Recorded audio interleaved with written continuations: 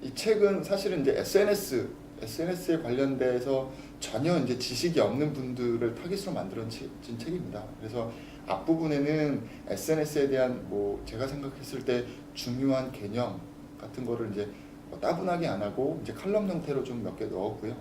그 다음에 중간 부분은 이제 개념을 잡았다면 이제 SNS 툴, 중요한 툴들 세 가지, 이제 블로그, 트위터, 페이스북에 대한 설명을 하고 아주 기본적으로 개설하는 것부터 활용하는 방법까지 제가 설명을 드렸고요.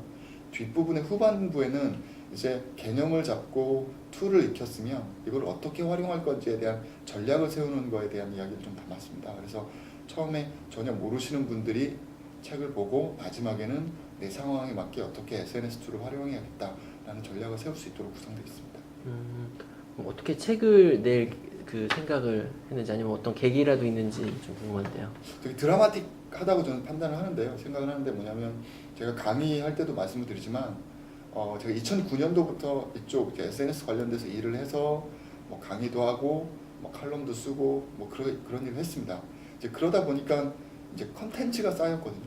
그러니까 2010년도에는 제가 거의 100회 정도의 강의를 하다 보니까 컨텐츠가 쌓였어요. 그래서 이 컨텐츠를 어떻게 할까에 대한 고민을 했습니다. 그리고 SNS 쪽에 있어서도 그럼 ROI가 어떻게 되는지에 대한 고민을 많이 하다가 한번 내가 테스트를 해보자. 그래서 그 당시 제 트위터에 뭐 얼마 안 되지만 한 800명 정도밖에 안 되는 팔로워가 있었는데 그분들한테 이제 제가 새벽에 한번 날려봤습니다.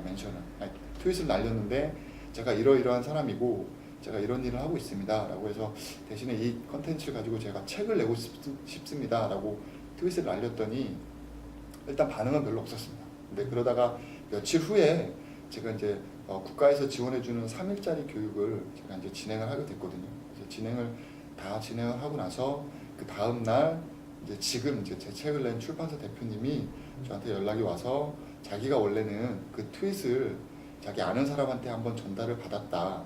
근데 실제 정말 어떤 사람인지 컨텐츠를 알고 싶어서 자기가 교육을 참여했고 그래서 3일간 교육을 받아보니 괜찮을 것 같다라고 판단을 하셔서 책을 내자라고 제안을 주셨고 저도 이제 책을 내게 된 겁니다.